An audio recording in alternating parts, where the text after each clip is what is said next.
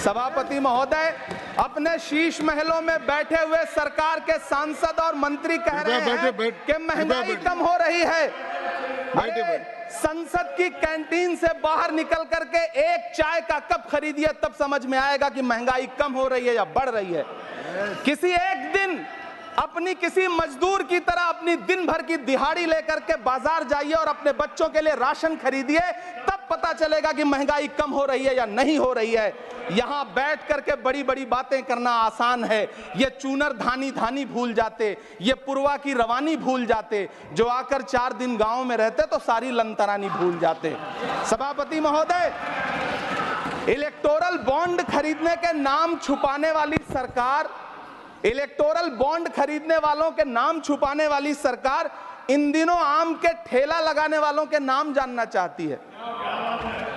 मुझे तो होटलों, ढाबों या आम के ठेलों पर नेम प्लेट लगवाने वालों से पूछना है कि कभी खून की बोतल पर देखा है किसी का नाम लिखा हुआ?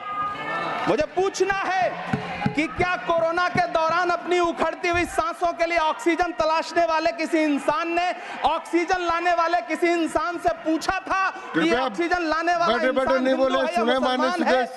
मुझे पूछना है कि लावारिस लाशों के लिए कोरोना में कांधा देने वाले, चिताओं के लिए लकड़ियां सजाने वाले किसी इंसान से पूछा गया था उसका नाम, उसका मजहब? लेकिन इन दिनों पूछा जा रहा है सभापति महोदय। दूसरी तरफ लखनऊ के अकबर नगर में 1280 वो मकान हैं जिन्हें रिवर फ्रंट बनाने के नाम पे बुलडोजर से जमींदोज कर दिया गया। सभापति महोदय, लोग चीखते रहे, बच्चे बिलखते रहे, वसुधैव कुटुंबकम का नारा लगाने वाली सरकार इंसानों के घरौंदे उजाड़ कर जश्न मना रही है। सभापति महोदय, मेरा बहुत भावुकता के साथ देश के प्रधानमंत्री से सवाल है कि इन उजड़ते हुए मकानों और बेघर होते हुए घरों को देख करके आपको नींद कैसे आती है, आप सो कैसे पाते हैं? मेरा सवाल है इस देश के प्रधानमंत्री से, या तो लोगों के घरौंदे उजाड़ना बंद करिए, आप बताइए 70 साल में आपने क्या किया है? मैं तो इस सदन में कहना चाहता हूं सभापति महोदय कि हमसे 70 साल का हिसाब मांगने वालों, जो सरकार अपना चलाया हुआ 2000 का नोट 7 साल नहीं चला सकी, वो हमसे 70 साल का हिसाब मांगती है। और नारा लगाया कि हम तो सेवक हैं, 18-18 घंटे काम करते हैं। इन्हीं लोगों के लिए किसी ने शेर कहा है कि जो सच और झूठ में दूरी है वो दूरी समझते हैं। सियासी हाकिमों की हम भी मजबूरी समझते हैं, वो अपना हक समझते हैं निवाला छीन लेने को।